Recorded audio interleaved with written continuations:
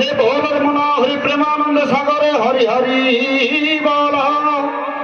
ए देशर ए ग्रामर समस्त कर मंगल विधान करतु प्रभु चैतन्य ठाकुर बोल आनंद एक बार हरि हरि ए संकीर्तन पिला मनकर मनस्क